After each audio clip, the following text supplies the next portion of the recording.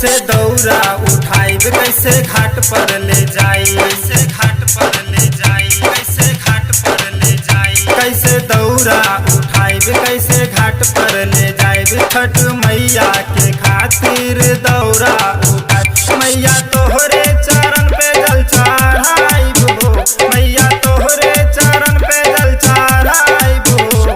मैया मैया छठ पर्व कैसे मनाइबो, मैया मैया छठ पर्व कैसे मनाइबो।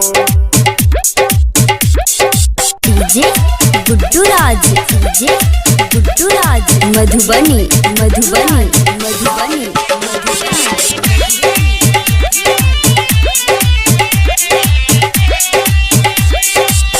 अब ही सैया के सर पर बदौरा, कैसे के पार करी छठी परबिया, कैसे के पार करी छठी परबिया।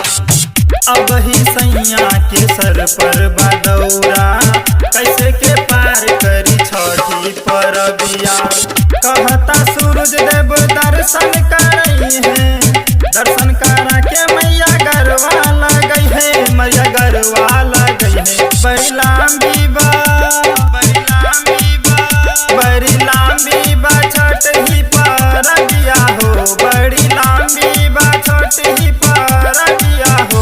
मैया मैया छठ पर्व कैसे मनाइबो, मैया मैया छठ पर्व कैसे मनाइबो।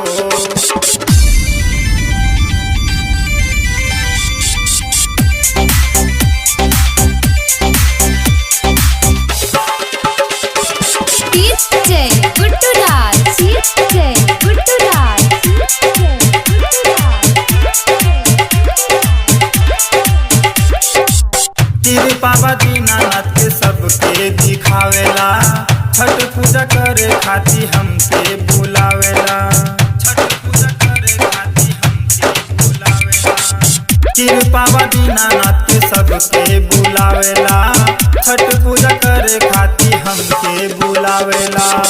अर्घ दिखावे खाती हिम्मत जुड़ैले, हिम्मत दिखावे खाती नारियल चढ़ैले हो, नारियल चढ़ैले। मैया तोहरे, मैया तोहरे, मैया तोहरे चरण पे जल चढ़ाइब हो, मैया तोहरे चरण पे जल चढ़ाइब हो। मैया मैया छठ पर्व कैसे मनाइबो, मैया मैया छठ पर्व कैसे मनाइबो। डीजे गुड्डू राज, डीजे गुड्डू राज, मधुबनी मधुबनी मधुबनी मधुबनी।